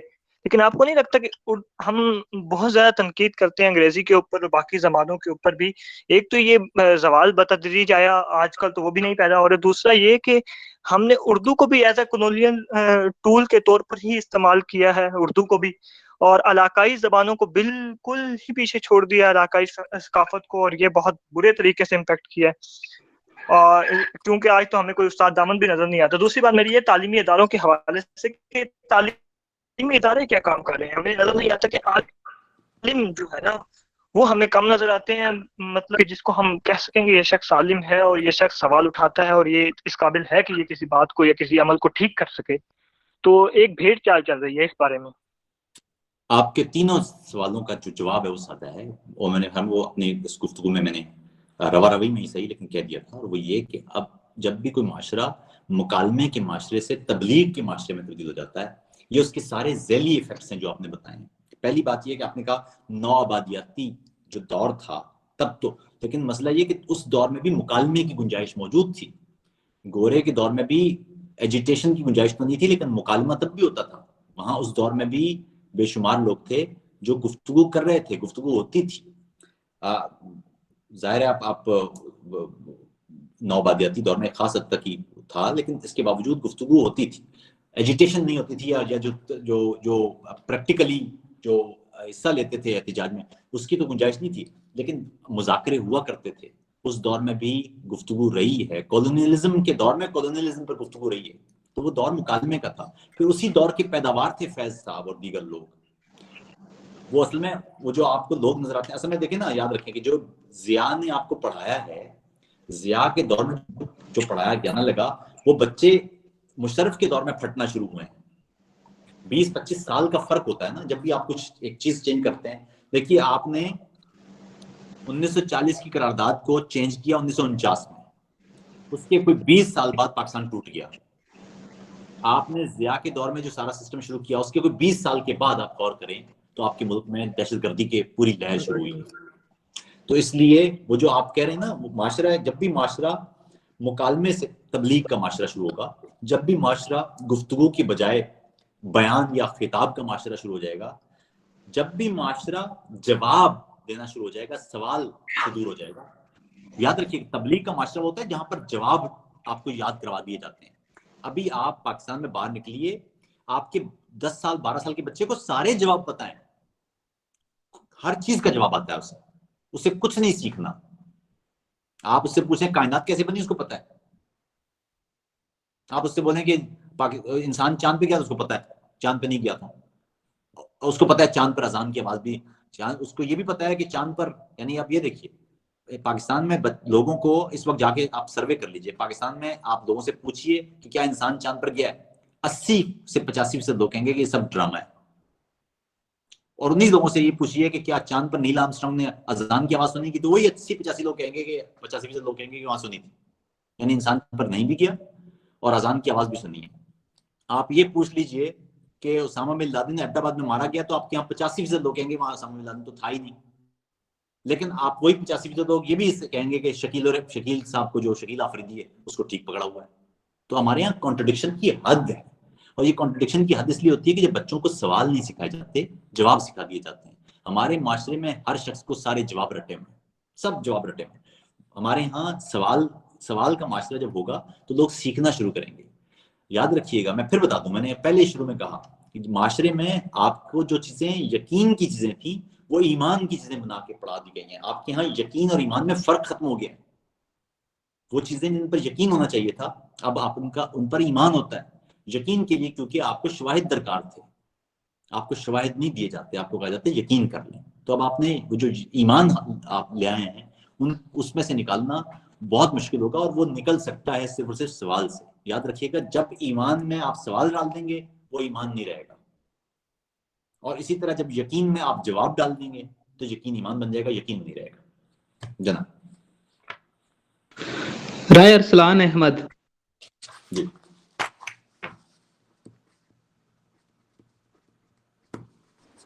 السلام علیکم عاطف بھائی، آپ خیریت سے ہوں گے. اچھا عاطف بھائی، میرے نا 2 کوسچنز ہیں. پہلا کوسچن تو یہ ہے کہ جس طرح یہ فورن پالیسی کسی بھی کنٹری کی بنتی ہے تو اس کے اندر نا پہلے صرف وزیر اعظم اور منسٹرز ہوتے تھے فورن کے، لیکن بعد میں اس کے اندر عسکری نمائندگان کو بھی ڈال دیا گیا تھا نیوکلیئر پرولیفریشن کے بعد. تو وہ موجودہ اس دور کے مطابق اس کے اندر جدیدیت لائی گئی تھی اور اس کے مطابق پوری پالیسی بنتی تھی اس اسٹیٹ کی. ایون ان دا پاکستان بھی یہ ہوتا ہے.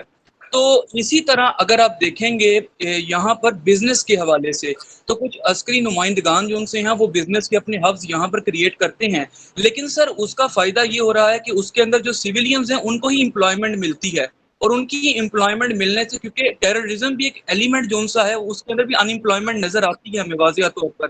تو کیا اگر وہ اس قابل ہیں یا ان میں اتنی اہلیت ہے کہ جو باقی بزنس مین لوگ نہیں کر سکے یا ایسے کاروبار نہیں پیدا کر سکتے جو کہ وہ اسپیشل یا وہ لوگ نمائندگان جو پیدا کر رہے ہیں اور اس کے اندر سویلینز کو یا جو بے روزگار ہیں ان کو نوکری دے رہے ہیں اور ٹیررزم اس سے اگر کم ہو رہی ہے تو کیا سر ان کو یہ مواقع اس کام کے کرنے کے روک دینے چاہیے اور اس کے اوپر کیا پابندی لگا دینی چاہیے اگر وہ کر رہے ہیں؟ دوسرا عاطف بھائی میرا ایک سوال یہ ہے آپ سے کہ نا دیکھیں آپ نے اسٹوڈنٹ کونسلز اور یونینز کی بات ہوتی ہے اکثر انہیں بحال ہونا چاہیے.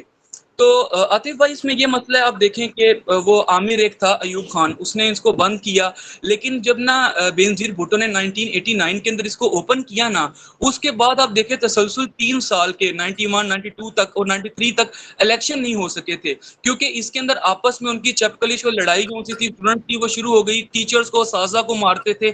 ایون پیپلز پارٹی کے جب دور دوبارہ بھی شروع ہوا تو اس کے اندر بھی ہم نے یہی تسلسل دیکھا کہ وہاں پر لوگوں کو مارا، اس استاذہ کو مارا جاتا تھا کہ یہ ہمارا بچہ دوست ہے اس کو نمبرز دیں. اس طرح کا ایک ماحول پیدا ہو گیا تھا. تو کیا جو برٹش کا طرز حکومت ہے کہ وہ اسٹوڈنٹس کو تعلیم پوری حاصل کریں، جب وہ اپنی تعلیم کر لیں تو پھر اس کے بعد انسٹیٹیوٹ کے باہر جا کر اپنی وہ تنظیم سازی یا وہ جو کرنا چاہتے ہیں وہ آزادانہ طریقے سے کریں؟ تو یہ اس طرح نہیں ہونا چاہیے. اور ایک آخری بات کہ میں آپ کا ریگولر ویور ہوں، تو عاطف بھائی اپنی ویڈیوز دوبارہ سے بنانا شروع کر دیں، کیونکہ وہ کافی دیر سے نا اس کے اندر ایک بڑا لیپس آ رہا ہے، تو وہ کائنڈلی دوبارہ اپنی ویڈیوز نا ویلاگ شروع کریں. اللہ آپ کو سلامت رکھے. بہت شکریہ. शुक्रिया अरसलान। अच्छा, आपने कहा, देखिए रियासत में दो चीजें जो अभी आपने बात की ना, एक तो खारजा पॉलिसी में, देखिए रियासत में कोई एक एलिमेंट नहीं होता, रियासत का मतलब होता है उसमें सारे एलिमेंट होते हैं। जब खारजा पॉलिसी बनाई जाती है तो उसमें तमाम के तमाम एलिमेंट्स शामिल होते हैं। खारजा पॉलिसी में सिर्फ अस्करी नहीं बल्कि इक्तसादी आपके मफादात को भी ख्याल रखा जाता है, तालीमी मफादात, नजरियाती मफादात, सकाफती मफादात, बहुत सारे मफादात होते हैं।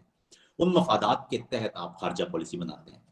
तो खारजा पॉलिसी में अस्करी क़यादत का बैठना काफी नहीं है। अस्करियत यानी जो फौजी हैं उनसे उनका इनपुट ले लेना चाहिए, जरूर लेना चाहिए। उसी तरह इक्तसादी शोबे से इनपुट लेना चाहिए, उसी तरह तालीमी शोबे से, सकाफती शोबे से, मुख्तलिफ शोबा जात से एक उनका इनपुट लेके और फिर किसी भी मुल्क या किसी भी खित्ते के हवाले से अपनी खारजा पॉलिसी डिजाइन करना चाहिए। ये है बुनियादी मामला। अब मामला ये, आपने दूसरा कहा कि अस्करी कारोबार, देखिए मसला ये है कि रियासत जब कारोबार करने लग जाए तो वो एक्सप्लॉयटेशन करती है। देखिए पहली बात याद रखिए, दुनिया भर में जो इस वक्त बिजनेस मॉडल होता है ना, वो बिजनेस मॉडल होता है मुकाबले का। जब मुख्तलिफ कंपनियां वो किसी जगह पर आके बिड करती हैं किसी टेंडर को बिड करने के बाद वो जीतती हैं और उसके सामने बल्कि एक ही शोबे में कई की कंपनियां होती हैं, तो उसका रिलीफ अवाम को मिलता है। अब अगर मामला ये है कि किसी इलाके में रियासत खुद कारोबार शुरू कर दे तो फिर वो एक्सप्लॉयटेशन शुरू करती है, क्योंकि मोनोपोली कायम हो जाएगी। अब पाकिस्तान में बदकिस्मती से फौज का एक ऑलरेडी काम है। आप देखें ना कि एक तरफ आपका ये नारा है कि पाकिस्तान हालत जंग में है और दूसरी तरफ आप फौज बैंक में भी इन्वॉल्व है, खाद में भी इन्वॉल्व है, दलिये में भी इन्वॉल्व है, CSG स्टोर्स में भी इन्वॉल्व है, रेलगाड़ी में भी इन्वॉल्व है, वो पुल भी बना रही है। अगर मुल्क हालत जंग में है तो फौज इधर इन सिविलियन इदारों में क्या कर रही है? फौज का काम नहीं है। दूसरी बात यह है कि अगर फौज ये काम करेगी तो फिर मुकाबला किससे होगा? यानी अगर एक शोबा है, एक टेंडर आता है, उसमें फौज बिड कर देती है तो दूसरा किसी के उसको कैसे मिलेगा वो? तो इसलिए वो जो बुनियादी बिजनेस का जो बुनियादी मॉडल है, सरमायाकारी का जो मॉडल, वही टूट जाता है। तो इसलिए मेरी राय में फौज या रियासत को किसी भी सूरत कारोबार में नहीं आना चाहिए, क्योंकि अगर रियासत के इदारे कारोबार करेंगे तो फिर वो अपना काम कैसे करेंगे? मुल्क में इदारे जो बनते हैं, रियासत में जो इदारे बनते हैं, वो दस्तूर, देखिए इदारा किसको कहते हैं, महकमा किसको कहते हैं? महकमा या इदारा दस्तूर की एक एक लाइन से निकलते हैं और इसीलिए वो दस्तूर को जवाबदेह होते हैं। तो आप ये देखिए, मैं अगर आपसे सवाल करूं, एक माफिया में और एक इदारे में क्या फर्क है? माफिया और इदारे में बुनियादी फर्क यह है कि माफिया से सवाल पूछने वाला कोई नहीं होता, लेकिन इदारा उसके दस्तूर को जवाबदेह होता है। अगर आप इदारे के ऊपर से वो जवाबदेही खत्म कर दें तो फिर कैसे फर्क करेंगे वो इदारा है कि माफिया है?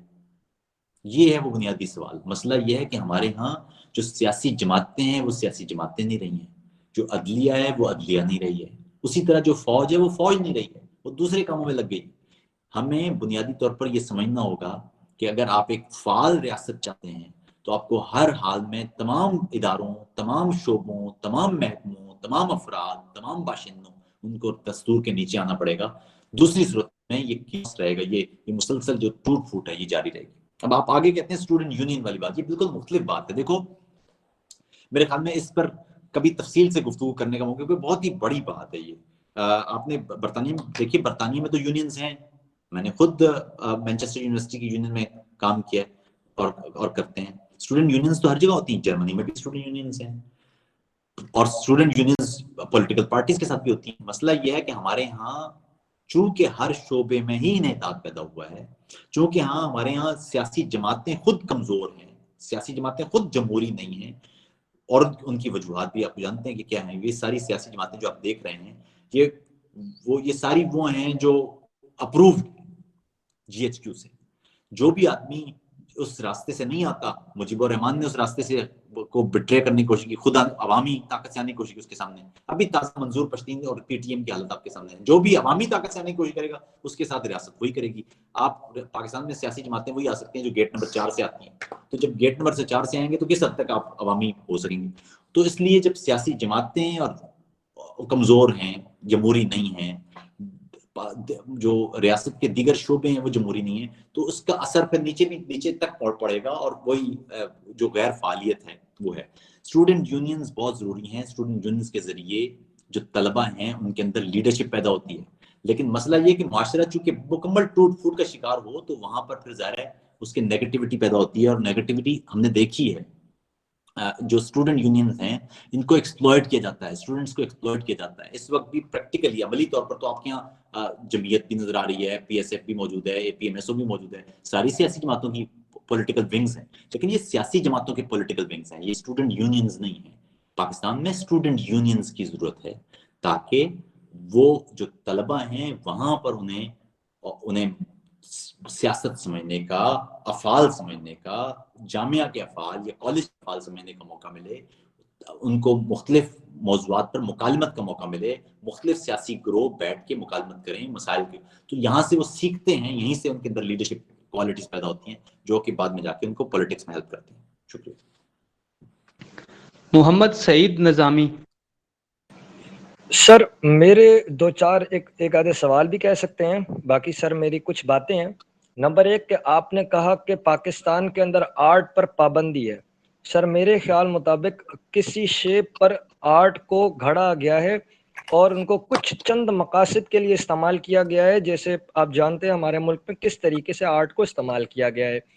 دوسری سر بات یہ تھی کہ اگرچہ آپ نے علامہ اقبال کو پڑھا ہوگا تو ان کے چند ایسے شعر بھی ہیں کہ بہت ایک نیشن کے خلاف شعر, اور وہ اسلام کو ریپرزینٹ کرنا چاہتے ہیں.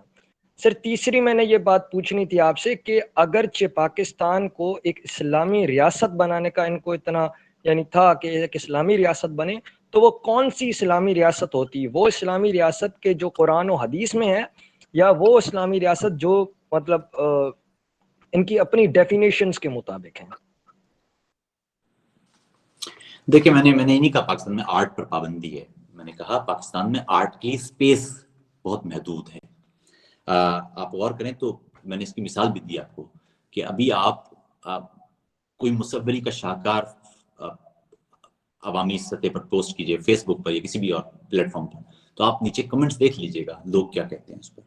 کوئی گائکی, کوئی شاعری, تو آپ کے یہاں گفتگو ہے نا اس پر معاشرے میں سپیس کم کی گئی ہے آرٹ کے لیے.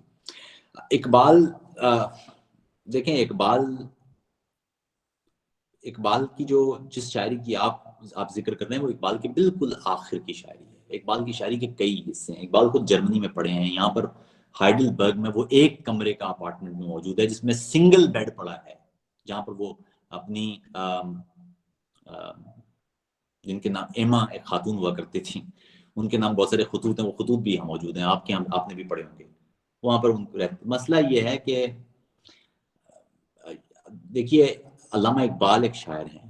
علامہ اقبال فلاسفر نہیں ہیں, شاعر ہیں. فلاسفر کے لیے وہ بھی کبھی اگر موقع ملے گا تو آپ کے ساتھ تفصیلی بات کریں گے کہ فلاسفر کیوں نہیں ہے. وہ فلاسفر کس کو کہتے ہیں؟ پراپر فلاسفر تو خیر فلاسفر کہہ لیں, لیکن مسئلہ یہ کہ جو پراپر فلاسفر جس طرح بڑے فلاسفرز ہیں اس طرح کے فلاسفر نہیں ہے وہ, کیونکہ انہوں نے جو آئیڈیاز ہیں وہ خود جنریٹ نہیں کیے, وہ یہاں وہاں سے لیے. خیر وہ ایک ڈفرنٹ بحث ہے. لیکن مسئلہ یہ کہ اقبال کے یہاں بھی تو اتنی ساری کانٹرڈکشن نا. آپ کس اقبال کی بات کر رہے ہیں؟ آپ 1905 سے پہلے والے اقبال کی بات کر رہے ہیں, آپ 1905 سے لے کے 1908 تک کے اقبال کی بات کر رہے ہیں. 1905 سے لے کے 1905 تک کا اقبال ایک انتہائی ہندوستان کا محب وطن قسم کا یا جو نیشنلسٹ ایک اقبال تھا. 1905 سے لے کے 1908 تک کا اقبال ایک انتہائی عاشق قسم کا 1905 سے لے کے 1908 تک کی شاعریاں پڑھیں تو آپ کو حیرت ہوگی. وہ نہ آتے ہمیں اس میں تکرار کیا تھی, مگر وعدہ کرتے ہوئے آر کیا تھی, بھری بزم میں اپنے عاشق کو تاڑا, میری آنکھ مستی میں ہوشیار کیا تھی. یہ ہیں 1905 سے 1908 تک کے اقبال.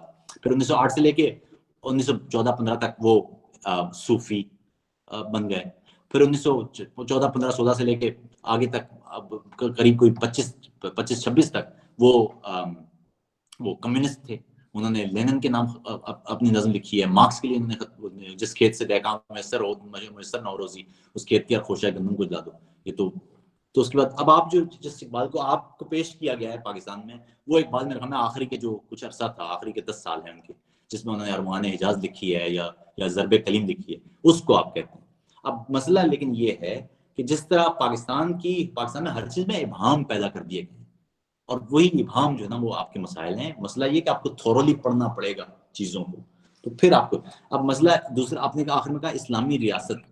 دیکھیے اسلامی ریاست ایک مبہم ٹرمنالوجی ہے. اسلامی ریاست ایک مبہم ٹرمنالوجی ہے. اسلامی ریاست آپ کا درست کہنا ہے کہ کس اسلامی ریاست کی بات کر رہے ہیں. مسئلہ یہ کہ ڈیفائن کون کرے گا کہ اسلامی ریاست کون سی ہے اور ہم کون سی بنانا چاہ رہے ہیں. ابھی یہ جو عراق میں داعش نے بنائی تھی, کیا یہ اسلامی ریاست تھی کہ یہ اسلامی ریاست نہیں تھی؟ افغانستان میں جو طالبان نے بنائی تھی, کیا وہ اسلامی ریاست تھی یا وہ اسلامی ریاست نہیں تھی؟ شمالی نائجیریا میں اس وقت جو بوکو حرام نے بنا رکھی ہے, کیا وہ اسلامی ریاست ہے کہ وہ اسلامی ریاست نہیں ہے؟ صومالیہ میں جو الشباب نے بنا رکھی ہے, کیا وہ اسلامی ریاست ہے کہ اسلامی ریاست نہیں ہے؟ سعودی عرب میں جو ہے, کیا وہ اسلامی؟ ہمیں دیکھنا ہی پڑے گا ہم کس کی بات کر رہے ہیں. ہم مکمل ابہام پر کھڑے ہیں, ہمیں کچھ نہیں پتا. ابھی آپ کسی بھی مولوی کو بٹھا دیجیے, دیکھیں ایک ایسے ملک میں آپ اسلامی ریاست کی بات کر رہے ہیں جس ملک میں لوگ ایک مسلک کے لوگ دوسرے مسلک میں نماز نہیں پڑھتے, تو اسلامی ریاست کیسے بنائیں گے؟ ابھی آپ نے تازہ آپ نے سنا ہے کہ پاکستان میں پی ٹی آئی کے گورنر صاحب نے فرمایا ہے کہ پنجاب میں ڈگری نہیں ملے گی جب تک آپ قرآن کا ترجمہ نہیں پڑھیں گے. یہ تو بڑا آسان جملہ ہے. اب اگلا سوال یہ کون سا ترجمہ پڑھیں گے؟ آپ کنز الایمان پڑھیں گے کہ یوسف لدھیانوی کا پڑھیں گے؟ کس کا ترجمہ پڑھیں گے آپ؟ مودودی صاحب کا ترجمہ پڑھیں گے آپ؟ کس کا ترجمہ پڑھیں گے آپ؟ ترجمے آپ یہ دیکھیے کہ ترجمے میں زمین آسمان کا فرق ہے. بنیادی عقائد کھڑے ہیں اس ترجمے کی بنیاد پر. تو ایسے میں کہہ دینا کہ ترجمہ کو کون سا ترجمہ پڑھیں گے, اس کا جواب آپ کو کبھی نہیں ملے گا. عبد الحنان.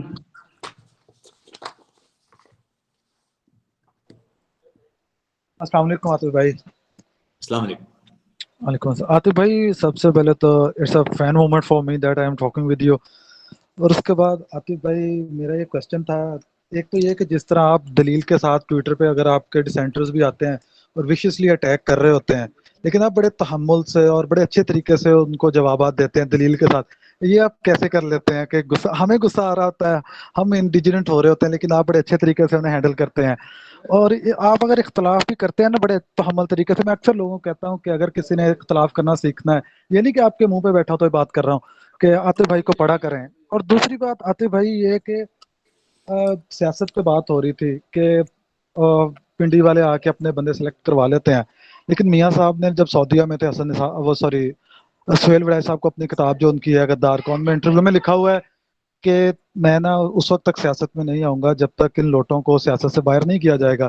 لیکن پھر ہم نے بھی دیکھا, آپ نے بھی دیکھا کہ وہی میاں صاحب تھے, وہی سارے لوٹے تھے اور آگے پارٹی میں اور وہ حکومت بنانے میں کامیاب ہو گئے. اگر یہ ساری پارٹیاں اس بات پہ متفق ہو جائیں, لیکن کیسے ہوں گی یہ آپ سے جواب چاہیے کہ بھائی یہ سب کچھ ہم ان لوٹوں کو نہیں لیں گے, اس وجہ سے پنڈی والوں کی راہ روکی جا سکتی, ویسے شاید ہماری زندگی میں ایسا نہیں ہوگا.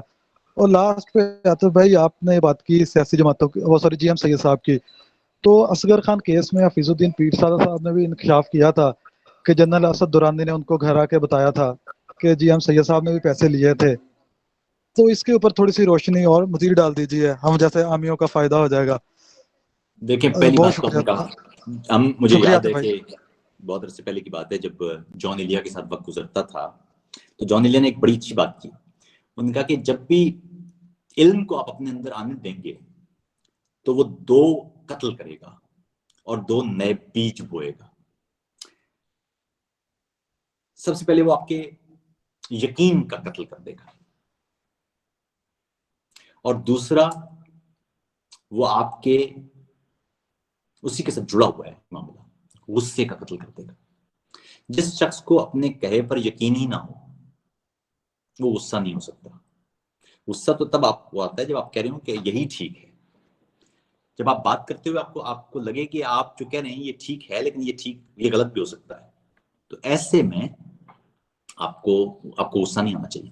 مسئلہ یہ ہے کہ جو لوگ گالیاں دے رہے ہوں یا بدتمیزی کر رہے ہوں, یہ تو بیچارے they are the victims of the state. They are the ones which have been created by the state for the purpose. تو اس لیے ان کے ساتھ جھگڑنے میں تو ہمیں وہ تو بالکل ایک غیر ضروری بات ہوگی. آپ نے بات کی, دیکھیے مسئلہ یہ ہے کہ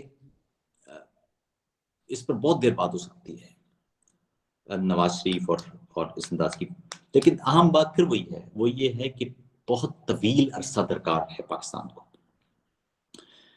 میں نے آپ کو یورپ کا سٹرکچر جو بتایا تھا، اس سٹرکچر میں پوپ کو اور خدا کو نیچے لانا اور کامنر کو اوپر لے جانے میں صدیاں لگ گئیں. فرسٹ ویو آف ڈیموکریسی اور تھرڈ ویو آف ڈیموکریسی میں بہت فرق. آپ یہ دیکھیں کہ رینیسانس اور پھر اس کے بعد پھر جب چھاپا خانہ لگا، اور چھاپے خانے کے بعد جس طرح سے کتابیں بٹیں اور کتابیں پڑھی گئی ہیں، کتابوں پر جو چھاپے خانے پر فتویٰ ہے وہ یا تو عثمانی خلافت کی طرف سے آیا تھا یا پوپ کی طرف سے آیا تھا کہ کتاب کی لوگ پڑھ رہے ہیں. یہ تو کتاب اگر پڑھنے لگ گئے تو پھر تو ہمارے ہاتھ سے نکل گیا سب کچھ.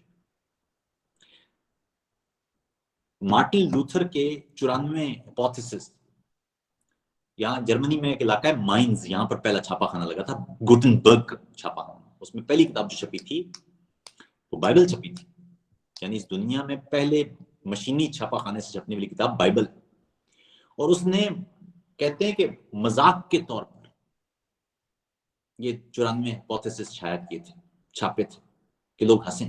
لیکن لوگوں میں یہ بحث شروع ہو گئی کہ یہ سوال تو ٹھیک ہے. اور وہ خیر کبھی وہ موقع ملے گا تو وہ بھی تفصیل سے آپ کو بتائیں گے 94 ہپوتھیسس کیا تھے. لیکن اہم بات یہ ہے کہ جرمنی میں ہی یہ ہوا. وہ مارٹن لوتھر ایئرفورٹ کے قریب ہوتے تھے اور وہیں سے پروٹیسٹنٹ فرقے کی بنیاد بھی پڑی. لیکن اہم بات یہ کہ آپ کو بھی تو پروٹیسٹنٹ ایک فرقہ چاہیے نا. آپ کو ایک فرقہ چاہیے جو پروٹیسٹ کرے کم سے کم. یہ جو پورا سسٹم ہے، یہ جو سو کالڈ نیریٹو بنا دیے گئے، ان کو چیلنج کرنے کے لیے آپ کو بھی 94 ہپوتھیسس چاہیے. آپ کو بھی کوئی مارٹن لوتھر چاہیے، یا آپ کو بھی کوئی اسی طرح کا چھاپا خانہ چاہیے جو لوگوں تک کتاب پہنچا دے. تو یہ تو آپ جو کہہ رہے ہیں جو سیاسی جماعت والا معاملہ، اس کو دیکھنے کے لیے آپ کو اہم ترین معاملہ یہی ہوگا کہ یہ وقت لگے گا. طویل عرصے تک آپ کو جمہوریت کی چھنی سے ان کو گزارنا پڑے گا، تبھی آپ آگے بڑھ سکتے ہیں.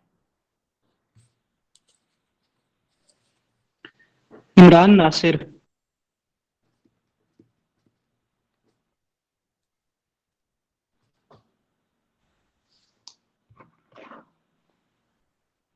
کیا عمران ناصر موجود نہیں ہے؟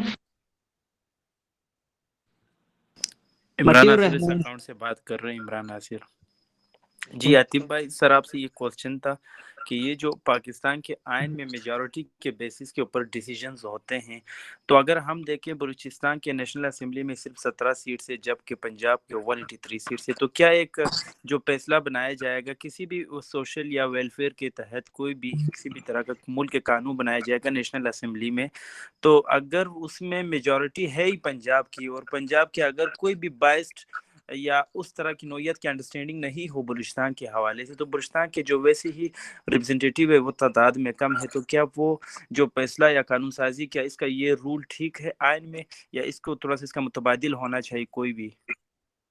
دیکھیے پاکستان، عمران ناصر، پاکستان ایک نیشن سٹیٹ کے طور پر نہیں بنا تھا. پاکستان ایک سٹیٹ آف نیشنز کے طور پہ بنا تھا. جیسے یونائٹڈ اسٹیٹس ہے، ایسا ملک جہاں مختلف قومیں آباد ہوں، ایسے ملک کو چلانے کے 2 طریقے ہیں. اگر آپ اس کو بہتر انداز سے چلانا چاہتے ہیں تو ان تمام کے تمام علاقوں کو آٹونومس کر دیجیے. وہ تمام کے تمام علاقے خود مختار ہوں تمام معاملات میں اپنے. صرف کچھ بنیادی طرز کی خارجہ یا